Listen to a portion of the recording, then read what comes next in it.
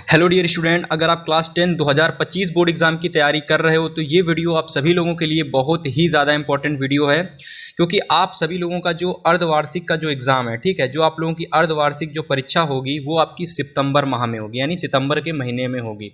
और board exam में अर्धवार्षिक परीक्षा में किस तरीके का पेपर आपके एग्ज़ाम में पूछा जाएगा, ठीक है, वो किस तरीके का पेपर आएगा, उसमें किस तरीके के क्वेश्चन आएंगे, उससे रिलेटेड आज की इस वीडियो में जितने भी पेपर होंगे आपको सारे पेपर कराए जाएंगे, ठीक है। और जितने भी एग्जाम में अर्धवार्षिक परीक्षा हो या बोर्ड एग्जाम हो, जितने भी क्वेश्चन एग्जाम में आएंगे उससे रिलेटेड सारे पेपर आपको कराए जाएंगे, ठीक है। तो देखिए यहाँ पर आप इस वीडियो में हम आपके लिए लेकर के आ चुके हैं सबसे पहला हिंदी का पेपर, जो कि अर्धवार्षिक परीक्षा के लिए सबसे ज़्यादा इंपॉर्टेंट पेपर है। आप लोग इसका कोड नोट कर सकते हो, 801 बी कोड है, ठीक है। तो सितंबर महीने के लिए 2024-25 के लिए बहुत ही ज़्यादा इंपॉर्टेंट वायरल पेपर है क्लास 10 हिंदी का। इसके जितने भी क्वेश्चन हैं वो सारे क्वेश्चन आप सभी लोगों के लिए बहुत ही ज़्यादा इंपॉर्टेंट हैं, तो सभी क्वेश्चनों को बहुत ही अच्छे से आपको नोट करना है। और मैं इतना ही कहना चाहूँगा, अगर आप लोगों ने ये पूरा पेपर अच्छे से पढ़ लिया तो 100% मेरी ये गारंटी है कि इस पेपर से आपके एग्जाम में ज़रूर क्वेश्चन पूछे जाएंगे, ठीक है। पूरा सॉल्यूशन मैं इस क्वेश्चन पेपर का कराने वाला हूँ। जिसने भी इस पूरी की पूरी वीडियो को देख लिया, 100% गारंटी है ये क्वेश्चन पेपर अर्धवार्षिक में ज़रूर पूछा जाएगा। 801 इसका बी कोड है, नोट कर लीजिए, सॉल्यूशन फुल बताया जाएगा, ठीक है। तो चलिए, सबसे पहले इसकी कुछ रिस्ट्रिक्शन होती हैं, यानी कुछ चीज़ें होती हैं जो आपको नहीं करनी है और कुछ चीज़ें होती हैं जो आपको फॉलो करनी है। जैसे कि शुरुआत में ही दे दिया जाता है कि समय 3 घंटे 15 मिनट होता है पेपर को करने के लिए। 70 अंक का ये होता है बच्चों पूरा पेपर, यानी पूरा जो पेपर होता है ये 70 अंक का होता है। जितने भी स्टूडेंट वीडियो को देख रहे हैं, चैनल को सबसे पहले सब्सक्राइब कर लीजिए। इस चैनल पर आपको यूपी बोर्ड एग्जाम से रिलेटेड जितने भी पेपर हैं सारे पेपर कराए जाएंगे और सारे के सारे पेपर में से सारे क्वेश्चन फंसेंगे एग्जाम में, ठीक है। 15 मिनट में आपको पूरा पेपर पढ़ लेना है कि कौन कौन सा क्वेश्चन कहाँ कहाँ पूछा गया है और कहाँ कहाँ से आया है, ठीक है। आगे की चीज़ें मैं आपको बता देता हूँ। जैसे कि कह दिया गया कि सभी प्रश्नों को करना अनिवार्य है, तो अर्धवार्षिक परीक्षा में भी आपको चीज़ें ध्यान देनी है, ठीक है। अर्धवार्षिक परीक्षा में आप पूरे 70 में 70 अंक लेकर आएंगे, पूरे के पूरे 70 में 70 लेकर आएंगे अगर आपने इस पूरे के पूरे पेपर को अच्छे से देख लिया, ठीक है। कोड आप नोट कर लीजिएगा, ठीक है। सेकंड में कह रहा है कि यह प्रश्न पत्र 2 खंडों में विभाजित है, खंड आ और खंड बा, यानी 2 खंड हैं, इसमें भी खंड आ और खंड बा। खंड आ में 1 अंक के बहुविकल्पीय प्रश्न हैं जिनके सही उत्तर OMR पत्रक पर नीले अथवा काले बॉल पॉइंट से आपको लिखने, या तो नीले से या तो काले से आपको सारे के सारे पॉइंट भरने हैं। चौथा पॉइंट कह रहा है कि खंड आ के प्रत्येक प्रश्न का निर्देश पढ़कर केवल OMR पर ही देना है, ठीक है, उसको कॉपी में आपको लिखना नहीं है, ठीक है। और इरेजर जो होती है, जैसे इरेजर का इस्तेमाल बहुत सारे स्टूडेंट करने लगते हैं क्वेश्चन गलत होने के बाद, उसका इस्तेमाल नहीं करना है, ठीक है। वाइटनर का इस्तेमाल नहीं करना है, ठीक है, करोगे तो आपके मार्क्स काट लिए जाएंगे। खंड बा में 50 अंक के वर्णात्मक प्रश्न पूछे जाते हैं। तो भैया ये कुछ चीज़ें हैं जो आपको ध्यान देनी है और कुछ चीज़ें हैं जो आपको करनी है, कुछ चीज़ें आपको नहीं करनी है। चलिए आते हैं अपने पेपर पर कि कौन कौन से क्वेश्चन आपको बोर्ड एग्जाम में इस पेपर से देखने को मिलने वाले हैं। तो चलिए सबसे पहले देखिए, यहाँ पर मैं आपको बताता हूँ। सबसे पहले खंड बा आपका आएगा, खंड बा आएगा जिसमें से आपके पूछे जाएंगे बहुविकल्पीय प्रश्न। क्या पूछे जाएंगे मेरे भाई? बहुविकल्पीय प्रश्न पूछे जाएंगे। जितने भी स्टूडेंट वीडियो को देख रहे हैं, जितने भी क्वेश्चन बताए जा रहे हैं, सभी प्रश्नों को नोट करेंगे। सबसे पहला प्रश्न कहा गया है कि निम्नलिखित कथनों में से कोई एक कथन सही है, उसे पहचान करके लिखिए, ठीक है। तो देखिए आपके परीक्षा में क्या होगा, एक ऐसा प्रश्न आएगा जिसमें से कह देगा कि निम्नलिखित कथनों में से कोई एक कथन सही है, उसे पहचान करके लिखिए। 4 ऑप्शन दे रखा होगा, एक ऑप्शन सही होगा। तो पहला ऑप्शन दे रखा है, क्या भूलूं क्या याद करूं। क्या भूलूं क्या याद करूं, ये एक आत्मकथा विधा की रचना है। फिर सेकंड दे रखा है कि इलाचंद जोशी जो हैं ये एक प्रसिद्ध कवि हैं। तीसरा दे रखा किन्नर देश के लेखक जो हैं वो आचार्य रामचंद्र शुक्ल जी हैं। कि चौथा दे रखा कि जो रंगी है, अब देखिए यहाँ पर रंगी नहीं होगा, रांगे होगा, ठीक है, तो थोड़ा सा प्रिंटिंग मिस्टेक हो जाती है, तो रांगे है। तो रांगे राघव क्या ये ख्यात प्राप्ति आलोचक हैं? तो देखिए इसका जो राइट ऑप्शन आप सभी लोगों का हो जाएगा, तो ऑप्शन नंबर जो फर्स्ट है वो राइट हो जाएगा। यानी कि क्या भूलूं क्या याद करूं जो आत्मकथा है ये आपकी विधा है, ये राइट ऑप्शन है। यानी क्या भूलूं क्या याद करूं ये आत्मकथा विधा की रचना सही है, बिल्कुल राइट हो जाएगा, ठीक है। तो पहले क्वेश्चन का आंसर जिन लोगों को आता था कमेंट करेंगे, और यहाँ से अगर आप इसको कर लेंगे तो भाई 1 नंबर आपको यहाँ से मिल जाएगा। इसके बाद देखिए सेकंड क्वेश्चन आपका पूछा गया है कि जो झलमला है, जो ये झलमला है ये किसकी रचना है? प्रेमचंद्र की है कि जयशंकर प्रसाद की है कि पद्मलाल पुन्नालाल बख्शी की है कि या फिर इनमें से किसी की ये रचना नहीं है? बहुत ही इंपॉर्टेंट क्वेश्चन है, अगर आप इसको नोट कर लोगे तो भैया 100% ये क्वेश्चन आपके एग्जाम में पूछा जा सकता है। 101% इसको नोट कर लीजिए कि झलमला जो रचना है ये किसकी रचना है। तो इसका राइट ऑप्शन हो जाएगा ऑप्शन नंबर जो थर्ड है वो राइट हो जाएगा, यानी पद्मलाल पुन्नालाल बख्शी इसके राइट हो जाएंगे, यानी पद्मलाल पुन्नालाल बख्शी द्वारा ये रचना लिखी गई थी। अब चलिए हम लोग क्वेश्चन नंबर तीसरा देखते हैं। तो क्वेश्चन नंबर तीसरा मेरे स्टूडेंट्स कि पानी में चांद और चांद पर आदमी, कि पानी में चांद और चांद पर आदमी के लेखक कौन है। तो देखिए जयप्रकाश भारती दे रखा है, धर्मवीर भारती दे रखा है, और आचार्य रामचंद्र शुक्ल दे रखा है, प्रताप नारायण मिश्र दे रखा है। तो देखिए इसमें से इसका जो राइट ऑप्शन हो जाएगा मेरे माय डियर स्टूडेंट्स, इसमें से इसका राइट ऑप्शन हो जाएगा जयप्रकाश भारती। क्या हो जाएगा? जयप्रकाश भारती। तो जयप्रकाश भारती इसके राइट आंसर हो जाएंगे, पूरा का पूरा ये सही हो जाएगा आपका ऑप्शन। अब चलिए हम लोग बात करते हैं ऑप्शन नंबर 4 की, क्वेश्चन नंबर 4 की। यहां पूछा गया कि जन्मेजय का नागयज्ञ, तो जन्मेजय का नागयज्ञ, तो ये रचना जो है आप लोगों की जन्मेजय का नागयज्ञ ये किस विधा की रचना है, ठीक, किस विधा की रचना है ये पूछा गया है। तो ऑप्शन देख सकते हो, नाटक दे रखा है, कहानी दे रखा है, आत्मकथा दे रखा है, रिपोर्टाज दे रखा है। तो जितने लोग देख रहे हैं वीडियो में कमेंट करिए कि इसका राइट ऑप्शन कौन होगा, कि जन्मेजय का नागयज्ञ किसकी रचना है। तो देखिए जन्मेजय का जो नागयज्ञ है ये आप लोगों की जो विधा है वो नाटक विधा है। कौन सी विधा हो जाएगी? नाटक विधा की रचना। तो चलिए इसको टिक लगा लीजिए, राइट ऑप्शन आपका नाटक हो जाएगा। अब हम लोग बात करते हैं अगले प्रश्न की। तो अगला प्रश्न है प्रतिशोध। क्या है? प्रतिशोध।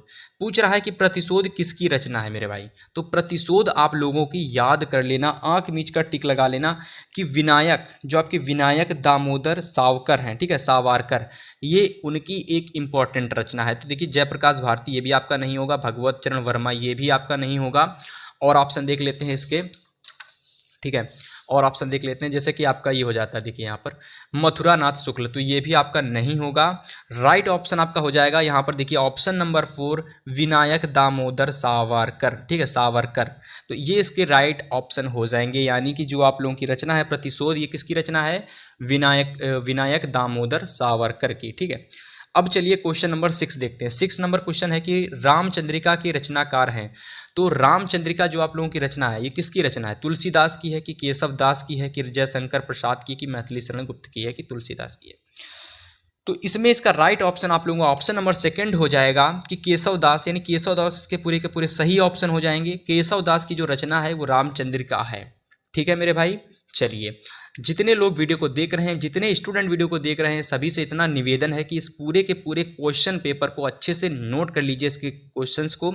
और देखिए हमारे चैनल पर आपको इंपॉर्टेंट टॉपिक, इंपॉर्टेंट पेपर, हर चीज़ फ्री में दी जाती है, तो चैनल को सब्सक्राइब कर लीजिए आप लोग, ठीक है। चलिए क्वेश्चन नंबर 7 की बात करते हैं कि छायावादी युग की प्रमुख विशेषता है। तो मुख्य विशेषता कह लो या फिर प्रमुख विशेषता कह लो।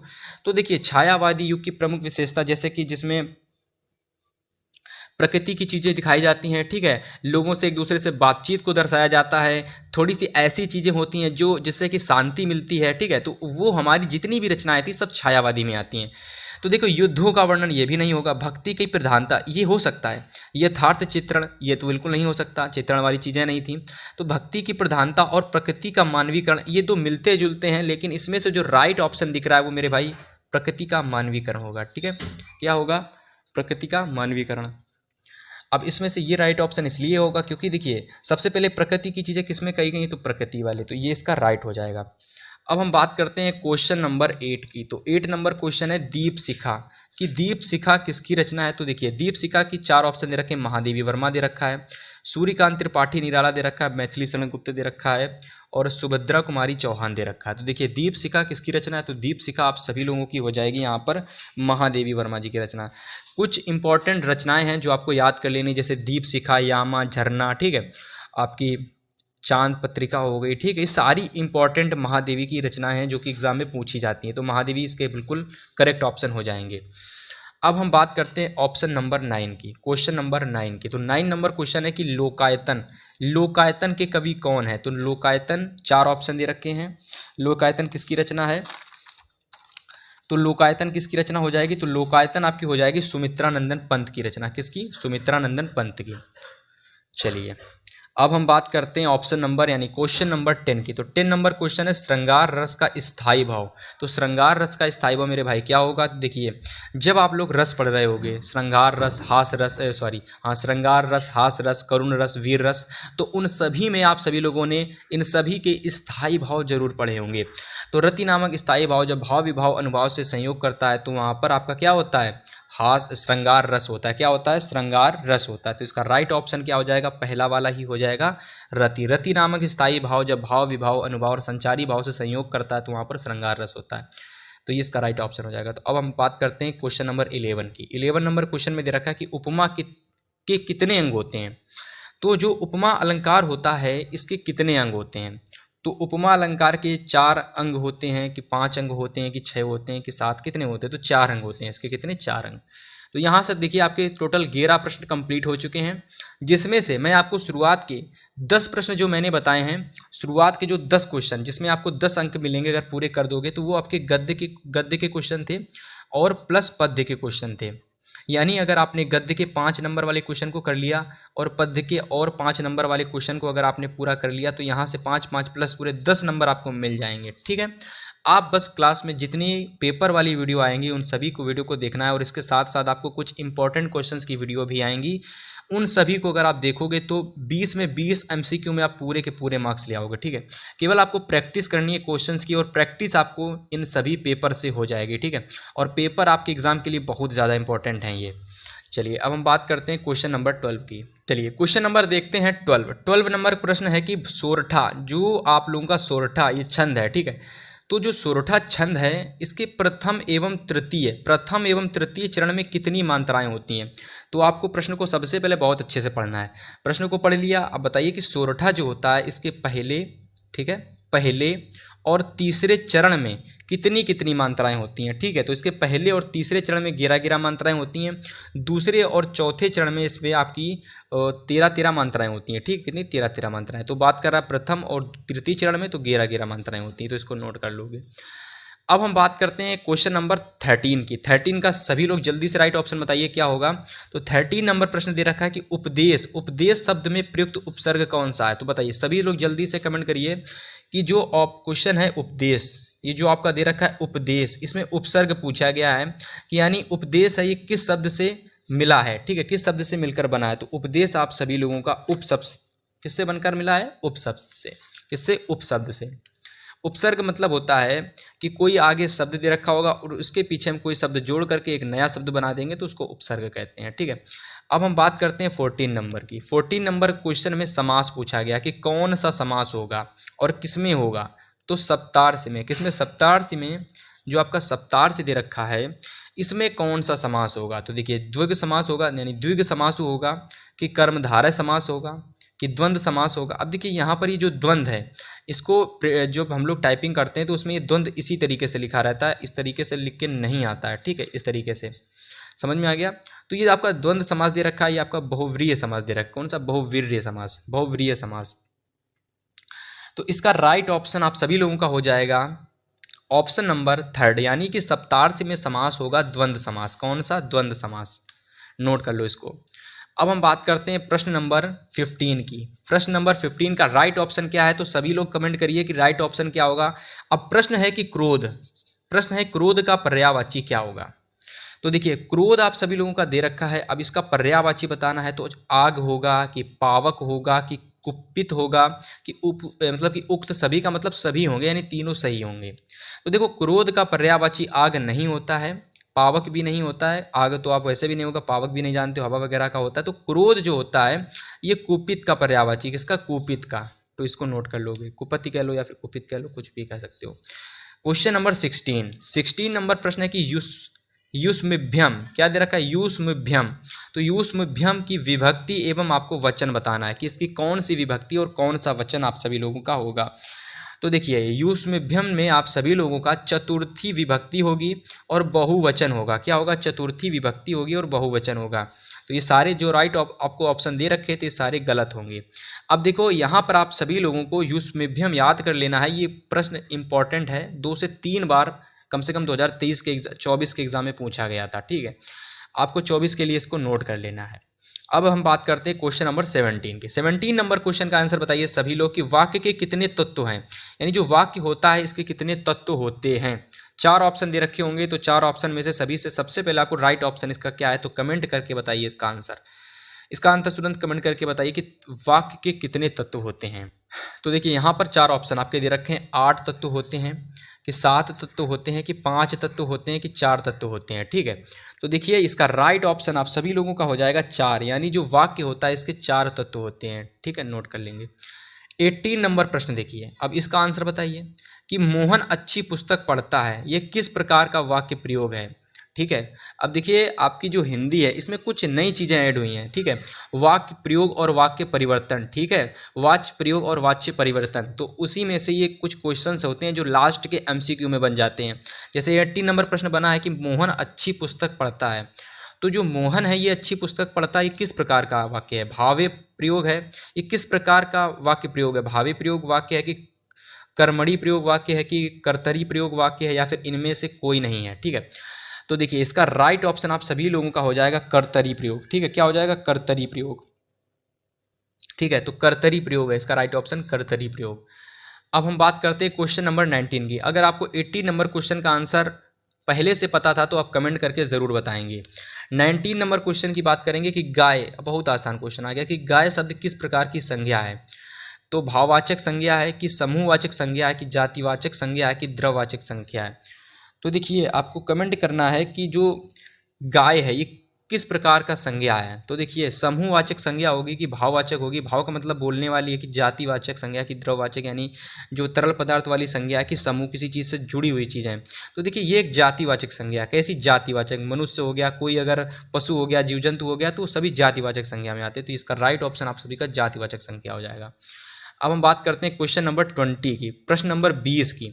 तो अगर आप सभी लोगों ने इन सभी प्रश्नों को नोट कर लिया है तो बहुत ही आप लोगों ने अच्छा कार्य किया है, क्योंकि ये सारे के सारे प्रश्न प्रीवियस ईयर में पूछे गए very very most important question है, जिनको अगर आपने अच्छे से तैयार कर लिया तो 2025 बोर्ड एग्जाम में आपके अच्छे खासे क्वेश्चन तैयार हो जाएंगे। ठीक है, तो 20 नंबर क्वेश्चन क्या है आप सभी लोगों का,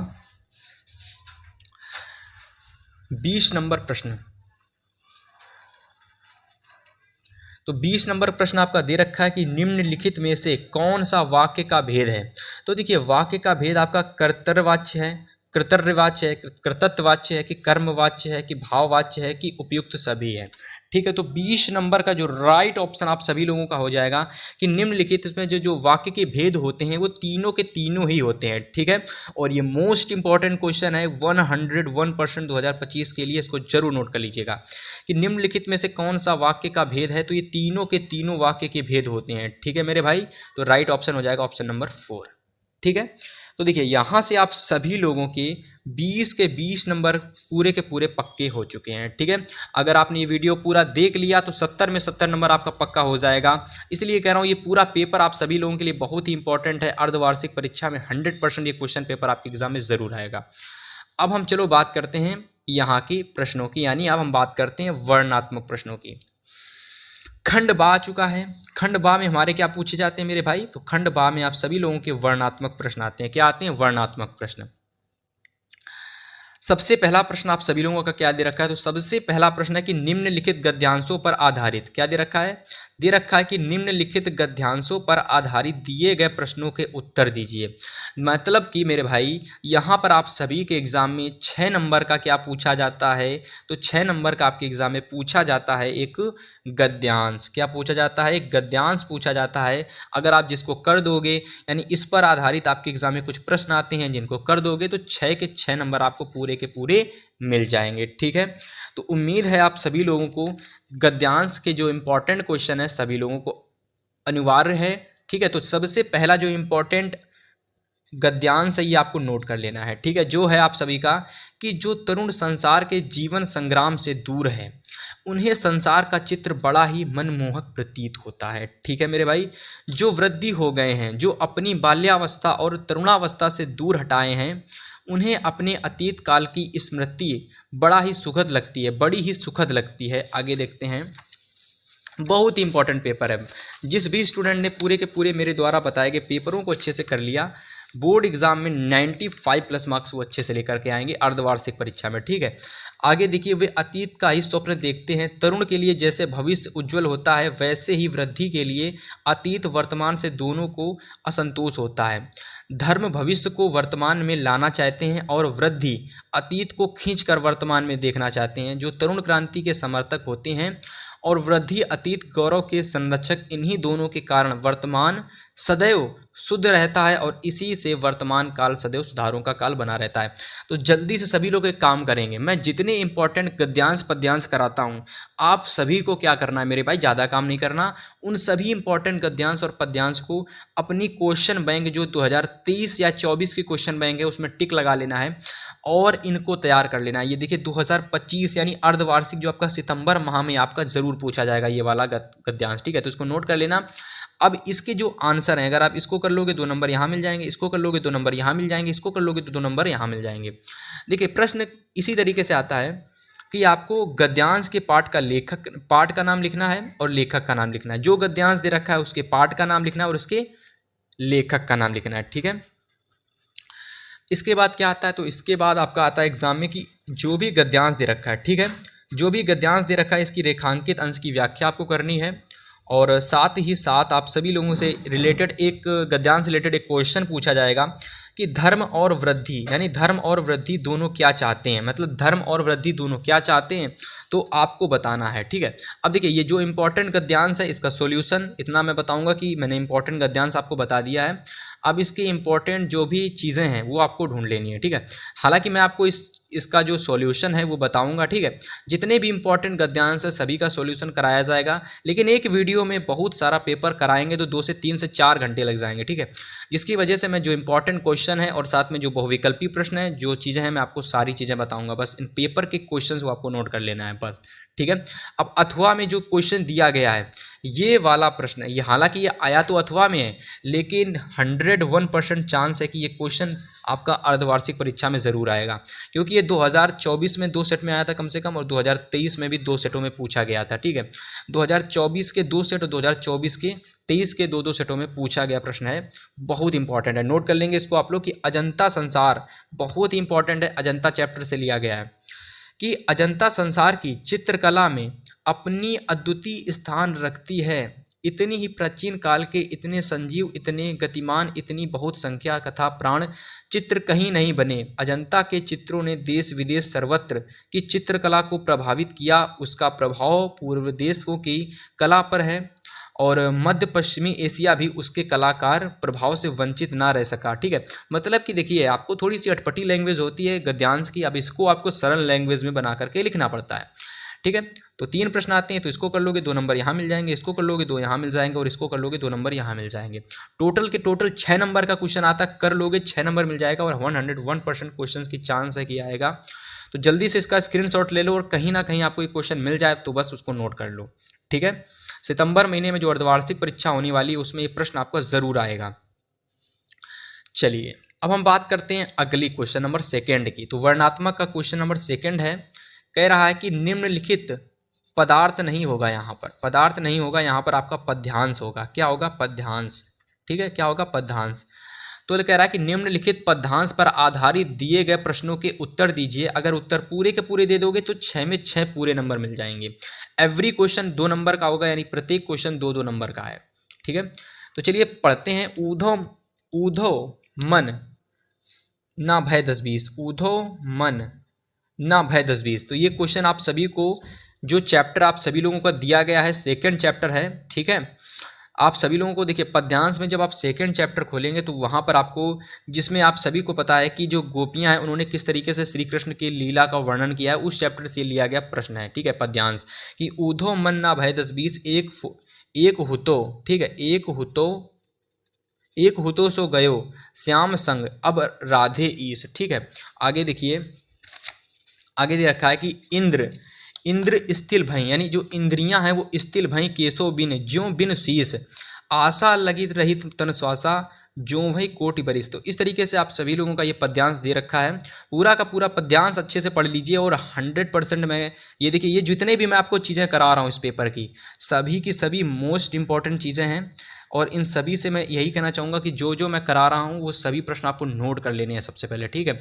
इन सभी प्रश्नों को अच्छे से नोट कर लेना है, स्क्रीनशॉट लेना है, यही क्वेश्चन एग्जाम में आपके एग्जाम आएंगे, क्योंकि ये सभी रिपीटेड प्रश्न हैं, ठीक है। इसके देखिए 3 क्वेश्चन पूछे गए, तीनों को कर लोगे 2-2 नंबर यहाँ पर आपको मिल जाएंगे। तो पहला क्वेश्चन गद्यांश पर आधारित आता है, यानी पद्यांश का संदर्भ लिखना होता है। दूसरे क्वेश्चन में व्याख्या करनी होती है जो दे रखी होती है। तीसरा प्रश्न जो होता है पद्यांश से रिलेटेड कुछ भी पूछ लिया जाता है। तो यहाँ पूछ लिया गया है कि निराकरण, जो आपका निराकरण है ना, तो निराकरण जो ब्रह्मा है, यानी आप सभी लोगों को यहाँ पर जब इसकी व्याख्या पढ़ोगे तो यहाँ पर आप सभी लोगों को निराकरण ब्रह्मा के बारे में पढ़ना पड़ेगा। तो जो निराकरण ब्रह्मा है वो किसकी उपासना के संदर्भ में गोपियों को उदर से क्या कह रहा है, ठीक है, उदर से क्या कह रही हैं, मतलब कि जो गोपियाँ हैं वो जो निराकरण ब्रह्मा है, ठीक है, उससे गोपियाँ क्या कह रही हैं, ठीक है। और ये जो निराकरण ब्रह्मा है ये आप सभी लोगों का दोस्त है, किसका, श्री कृष्ण का, ठीक है। तो यहाँ देख सकते हो। और फिर हम बात करते हैं आगे की। अब देखिए, अगर आप लोगों को वो वाला पद्यांश नहीं आता, अगर ये वाला पद्यांश नहीं आता है तो एग्जाम में दूसरा भी पद्यांश आएगा, और दूसरा वाला पद्यांश भी बहुत ही ज़्यादा इंपॉर्टेंट है, ठीक है। मैं फिर से कहूँगा, अगर आपने इस पेपर को अच्छे से पढ़ लिया तो बहुत ही इंपॉर्टेंट पेपर है, एग्जाम में क्वेश्चन ज़रूर यहाँ से फंसेगा आपका, ठीक है। अब देखिए यहाँ पर क्या दे रखा है कि धूरी भरे अति शोभित, श्यामज तैसी बनी सिर सुंदर चोटी, ठीक है। खेलत खात फिरे आंगना, पर पैंजनी बाजती पीरी कछोटी, ठीक है। वा छवि को रस खानी, विलोकित बारत काम कल नीचे कोटी, कैग के भाग बड़े सजनी हरि हाथ, सो ले गयो माखन रोटी।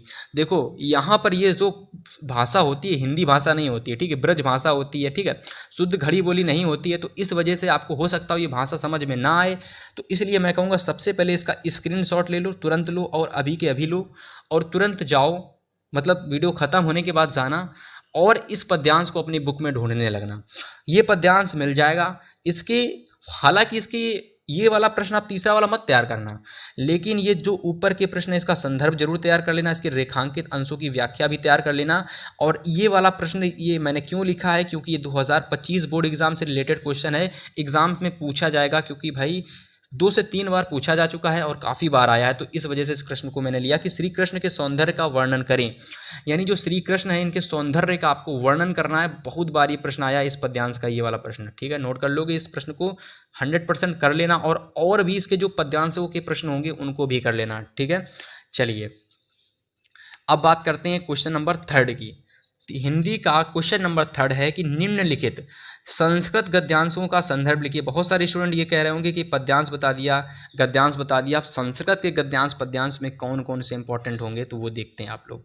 देखिए आप लोग कि कौन कौन से इंपॉर्टेंट इसमें आपके संस्कृत का गद्यांश और पद्यांश हैं, ठीक है। तो संस्कृत का जो गद्यांश है वो 5 नंबर का आता है, और आपने अभी देखा तो जो हिंदी का गद्यांश था वो 6 नंबर का आता था, ठीक है। दोनों में 1 नंबर का डिफरेंस होता है, और क्वेश्चंस का भी डिफरेंस होता है, ठीक है। तो क्वेश्चन का क्या डिफरेंस होता है मैं आपको अभी बताता हूँ।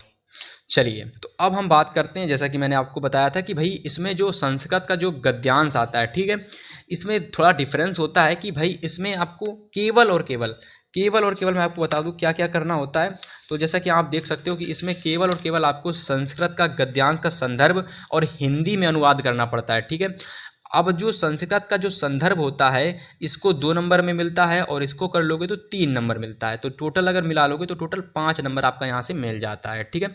वहाँ पर आपको 3 प्रश्न पूछे जाते थे, इसलिए 6 नंबर मिलते थे। यहाँ पर आपके 2 प्रश्न पूछे जाते हैं, ठीक है। चलिए तो इसको नोट कर लो, ठीक है, इसको नोट कर लो और जल्दी से स्क्रीनशॉट ले लो। जहाँ कहीं पर भी आपको क्वेश्चन दिख जाए संस्कृत में, इसको तुरंत नोट कर लेना। Very very important, very very very important question है, क्योंकि मैं पढ़ देता हूँ आपको पता चल जाएगा तुरंत ही कि एकदा बहवा जान धूम यानम आरहूँ नगरम प्रति अगच्छत स्म, ठीक है। बहुत ही ज़्यादा इंपॉर्टेंट है, ठीक है, बहुत ही ज़्यादा बोर्ड एग्जाम की दृष्टि से बहुत बार एग्जाम में आया है, ठीक है। तो इसको नोट कर लीजिएगा। अब हम बात करते हैं सेकंड की। तो सेकंड वाला भी इंपॉर्टेंट है, ठीक है, हालांकि उतना इंपॉर्टेंट नहीं जितना पहला है, लेकिन ये भी काफ़ी बार आया एग्जाम में। और क्वेश्चन है कि नागरिका बहुकालम यावत अचिन्यत, ठीक है, अचिन्यत परम प्रहेलिकाया उत्तरम दातुम समर्था न अभवत यथा ग्रामीणम अद्वत अहिम अस्या, ठीक है। और देखिए बाकी सारी चीज़ें आप लोग पढ़ सकते हो संस्कृत को, जिसको नहीं पढ़ना आता कोई दिक्कत नहीं, आपको केवल पहचानना आना चाहिए कि कौन सा गद्यांश है, बाकी स्टोरी दिमाग में बस रट लेना, ठीक है, कि हाँ यहाँ एक नागरिक रहता था, यहाँ पर ये लोग रहते थे, यहाँ पे ये हुआ करता था, और सारी चीज़ें रट लेनी है और एग्जाम में जा करके बस देखना है कि बस थोड़ा सा मिलाना है कि मैचअप करना है, हाँ इसमें ये वाली हिंदी होती थी तो बस बना करके लिख देनी है। और संदर्भ तो आप लोग वैसे भी बना कर लिख देते हो, ठीक है, चैप्टर का नेम पता होना चाहिए, बस बात खत्म। चलिए अब हम बात करते हैं क्वेश्चन नंबर 4 की। 4 नंबर प्रश्न क्या पूछा गया है, तो 4 नंबर प्रश्न पूछा गया संस्कृत का पद्यांश। जैसे कि हिंदी का गद्यांश पद्यांश आता है, वैसे ही संस्कृत का भी गद्यांश और पद्यांश आता है। अब यहाँ पर जो हम लोगों का क्वेश्चन है इसमें क्या पूछा गया है, इसमें संस्कृत का पद्यांश पूछा गया है, यानी संस्कृत का जो पद्यांश होता है वो 5 नंबर का आता है। जिस तरीके से संस्कृत का गद्यांश आता है उसी तरीके से संस्कृत का पद्यांश भी आता है। अब इसमें क्या पूछा गया, इसमें देखिए श्लोक दिया गया है, सर्वे भवन्तु सुखिनः सर्वे सन्तु निरामया सर्वे भद्राणि पश्यन्तु मा कश्चित् दुःख भाग् भवेत्, ठीक है। ये जो प्रश्न है आप सभी लोगों ने अपने स्कूलों में कहीं ना कहीं जरूर इस श्लोक को पढ़ा होगा। अब इस श्लोक की हिंदी लिखने पर आपको मिलेगा 3 नंबर, ठीक है, और संदर्भ लिखने पर मिलेगा 2 नंबर, टोटल कर लोगे तो 5 नंबर मिल जाएगा, और बोर्ड एग्जाम की दृष्टि से 101% इंपॉर्टेंट है, ठीक है। ये समझिए कि इस पूरे के पूरे पेपर को अगर आपने अच्छे से नोट कर लिया और आने वाले जितने भी और मैं अर्धवार्षिक परीक्षा के पेपर बताने वाला हूं उनको नोट कर लोगे तो अर्धवार्षिक परीक्षा के लिए आपको कुछ ज़्यादा चीज़ें तैयार करने की ज़रूरत नहीं पड़ेगी, ठीक है। इसी के अंदर से आपके सारा पेपर फंस जाएगा, ठीक है। अब अगर आपको वो नहीं आता, यानी ये वाला अगर आपको मान लीजिए नहीं आता है गद्यांश, यानी सॉरी हाँ पद्यांश संस्कृत का, ये वाला संस्कृत का पद्यांश आपको नहीं आता तो फिर अथवा में एक और आता है उसको कर लोगे। जैसे कि ये देखो दे रखा है कि किम सिम किस्वे द, अब देखिए इसकी थोड़ी जो संस्कृत हो थोड़ी सी अटपटी होती है, ठीक है, आप लोग इसको देख सकते हो, धर्मयम, ठीक है, बाकी सारी यशा और पूरा का पूरा देख लो, बहुत ज़्यादा इंपॉर्टेंट है और इसको नोट कर लेना, ठीक है। अब हम बात करते हैं आगे के प्रश्नों की।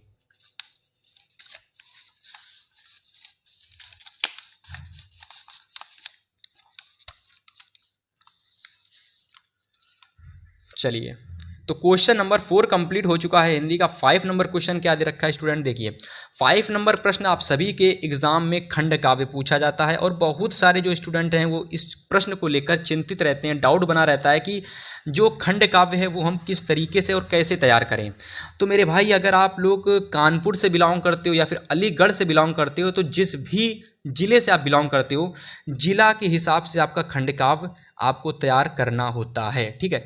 जो भी जिला आपका होता है उस जिले के हिसाब से खंड काव्य तैयार करते हो। तो फाइनली मैं जिस जिले से बिलोंग करता हूँ वो होता है कानपुर, और कानपुर में आप सभी लोगों को ज्योति जवाहर तैयार करना पड़ता है। क्या तैयार करना पड़ता है? ज्योति जवाहर। आपको क्या करना है, अपनी स्कूल के जो टीचर होते हैं उनसे पूछना है कि सर हमको हिंदी के खंड काव्य के लिए क्लास 10 हिंदी के लिए कौन सा खंड काव्य तैयार करना है, वो आपको बता देंगे, आपको वो खंड काव्य तैयार कर लेना है, ठीक है। जैसे कि हिंदी के लिए ज्योति जवाहर में जो खंड काव्य आता है उसमें कथानक का संक्षेप में क्या पूछ दिया जाता है कि संक्षेप में कथानक के बारे में बताइए जिसने कि इस ज्योति जवाहर खंड काव्य को रचा है। या तो ऐसे पूछ देता है कि ज्योति जवाहर खंड काव्य में कवि ने सम्राट अशोक के किन किन गुणों को वर्णन किया है, यानी जो ज्योति जवाहर है, जो ज्योति जवाहर जो रचा गया है इसके कौन नायक हैं, तो उसके बारे में पूरा वर्णन पूछ देता है। या तो ज्योति जवाहर को जिसने रचा है उसके बारे में पूछ देता है, ठीक है। तो इससे रिलेटेड खंड काव्य से रिलेटेड जो भी प्रश्न है आपको एक बार स्कूल से संपर्क कर लेना है, टीचर से पूछ लेना है कि हमको कौन सा खंड काव्य तैयार करना है, वो आपको बता देंगे, ठीक है। वरना ऐसे ही ढूंढते रह जाओगे यूट्यूब पर कि कौन सा हम खंड काव्य तैयार करें तो आपको भटक जाओगे, फिर कोई सा भी तैयार कर लोगे, फिर पता नहीं कौन सा एग्जाम में लिख के आ जाओ, फिर आपको नंबर काट लिया जाएगा, क्योंकि जिला के हिसाब से चलता है। जिस भी जिले से आप बिलोंग करते होगे उस जिले के हिसाब से आपको इसको लिखना पड़ता है, ठीक है। चलिए क्वेश्चन नंबर 5 जो होता है ये आपके एग्जाम में 3 नंबर का पूछा जाता है, ठीक है। अब हम बात करते हैं क्वेश्चन नंबर 6 की। तो 6 नंबर प्रश्न को देखते हैं, क्वेश्चन नंबर 6 को। तो क्वेश्चन नंबर 6 कह रहा है कि दिए गए प्रश्न में दिए गए लेखन में से किसी एक यहाँ पर लेखक होगा, ठीक है। तो दिए गए लेखक में से किसी एक लेखक का आपको जीवन परिचय लिखना है और उनकी प्रमुख एक रचना। अब देखिए यहाँ पर एक रचना दी गई तो बहुत सारे स्टूडेंट घबरा जाते हैं कि रचना एक दी गई तो एक ही लिख के चले आते हैं, जबकि जो मेन रचना होती है उसका मतलब ये होता है जो रचना आई और रचना में कौन कौन सी विधा हैं उनको लिखिए, और जिस भी विधा में जो जो रचना आ रही है उसको लिखिए। तो मेरे हिसाब से आपको उनका सबसे पहले तो जीवन परिचय लिख दीजिएगा। इसके बाद में जो भी आपको जीवन परिचय आता हो कम से कम उसकी विधा ना लिख करके उसकी कम से कम 5 से 6 रचनाएं जो इंपॉर्टेंट रचनाएं हों उनको लिख देना, 5 नंबर पूरे मिल जाएंगे, ठीक है। और मेरे हिसाब से आपको जयशंकर प्रसाद, आचार्य रामचंद्र शुक्ल और जयप्रकाश भारती का ये 3 इंपॉर्टेंट जीवन परिचय हैं, बस इनको तैयार कर लो। आपके परीक्षा में इन तीनों में से कोई ना कोई आपको जरूर मिल जाएगा, 100% गारंटी, कोई ना कोई जरूर मिल जाएगा, ठीक है। बहुत सारे आपके एग्जाम में जीवन परिचय हैं क्लास 10th में, तो आपको बस 3 तैयार करने हैं। सेम उसी तरीके से आपको क्या करना है, कवि का जीवन परिचय देने के लिए आपको 5 नंबर मिलता है।